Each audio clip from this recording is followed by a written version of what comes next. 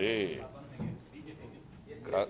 4% reservation ಇತ್ತಲ್ಲ ಸುಮಾರು more than 20 years ಇಂದ 28 ವರ್ಷದಿಂದ ಇತ್ತು. 94ನೇ ಇಸ್ವಿನಲ್ಲಿ ಜಾರಿಗೆ ಬಂತು. ಚಿನ್ನಪ್ಪ ರೆಡ್ಡಿ ವರದಿ, ಚಿನ್ನಪ್ಪ ರೆಡ್ಡಿ ಆಯೋಗ ಶಿಫಾರಸು ಮಾಡಿತ್ತು ಮುಸ್ಲಿಮಾನರಿಗೆ 4% ರಿಸರ್ವೇಷನ್ ಕೊಡಬೇಕು ಅಂತ. ನಂಬರ್ 1. ನಂಬರ್ 2, ಕಳೆದ ಬಿಜೆಪಿ ಸರ್ಕಾರ, ಬಸವರಾಜ ಬೊಮ್ಮಾಯಿ ಸರ್ಕಾರ ಅದನ್ನು ತೆಗೆದಾಕಿದ ಮೇಲೆ ಸುಪ್ರೀಂ ಕೋರ್ಟ್ಗೆ ಹೋದರು. ಸುಪ್ರೀಂ ಕೋರ್ಟ್ನಲ್ಲಿ ಏನಂತ ಹೇಳಿದ್ದಾರೆ ಗೊತ್ತಾ ನಿಮಗೆ?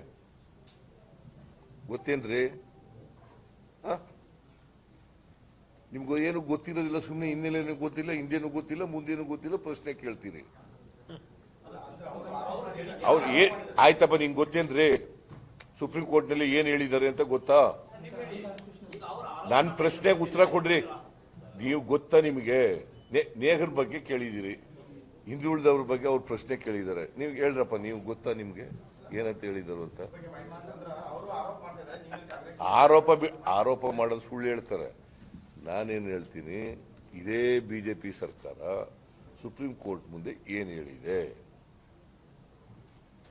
ಅದಕ್ಕೆ ಉತ್ತರ ಏನು ಹೇಳಿದೆ ಅಂತಂದ್ರೆ, ಸುಪ್ರೀಂ ಕೋರ್ಟ್ನಲ್ಲಿ ಅಂಡರ್ಟೇಕ್ ಮಾಡ್ಕೊಂಡಿದ್ದಾರೆ, ನಾವು ರಿಸರ್ವೇಷನ್ ಹೇಗಿತ್ತು ಹಾಗೆ ಮುಂದುವರಿಸ್ತೀವಿ. ಇವತ್ತು ಕೂಡ 4% ರಿಸರ್ವೇಷನ್ ಮುಂದುವರಿತಾ ಇದೆ. ಸುಪ್ರೀಂ ಕೋರ್ಟ್ ಮುಂದೆ ಬಿಜೆಪಿಯವರೇ ಅಂಡರ್ಟೇಕ್ ಮಾಡ್ಕೊಂಡಿದ್ದಾರೆ. ಗೊತ್ತಾಯ್ತಾ ನಿಮಗೆ? ಅಫಿಡವಿಟ್ ಕೊಟ್ಟಿದ್ದಾರೆ. ಸಾಕು.